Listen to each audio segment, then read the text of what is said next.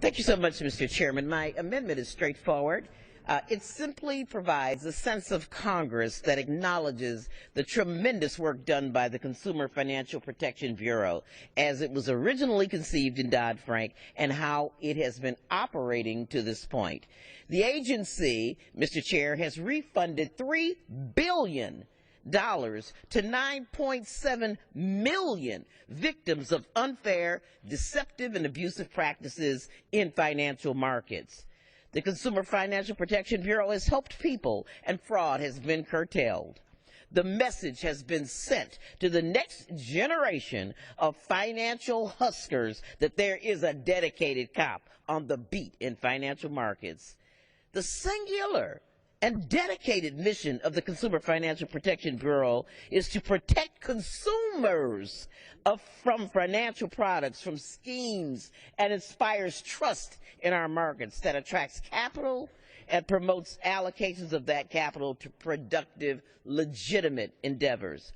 My amendment affirms that the current management, oversight, and funding source, as in Dodd-Frank, are the best way to preserve the integrity and independence of the agency and to ensure that we don't return to the bad old days and bad old ways that put the ox in the ditch by creating the 2008 financial crisis and the $700 billion bailout. Now, H.R. 3139 openly acknowledges that it would alter and neuter the agency's mission because H.R. 3139 would rename the Consumer Financial Protection Bureau to the Financial Product Safety Commission, removing, Mr. Chairman, consumers from the equation, both in name and function. It would subject the agency's funding to protect consumers to the unwieldy appropriations process, sequester, defunding amendments, instead of the outside independent funding vis-a-vis these powerful financial institutions.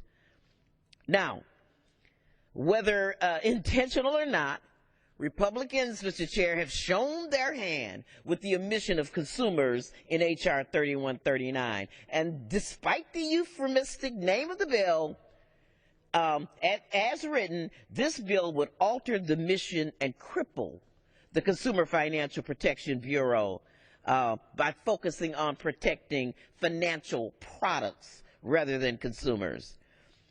Whatever the intent, Mr. Chairman, consumers would be thrown under the bus by removing the cop from the Wall Street beat. How much time do I have remaining? Gentlelady has 2 minutes. I would reserve. Gentleman reserves the balance of time. Gentlelady from Wisconsin. Thank you so much. And I always enjoy the chairman of the Financial Services Committee for his just his lavish explanations. I just want to clear up some of the confusion and bewilderment that he seems to be under with regard to minority and Latin borrowers.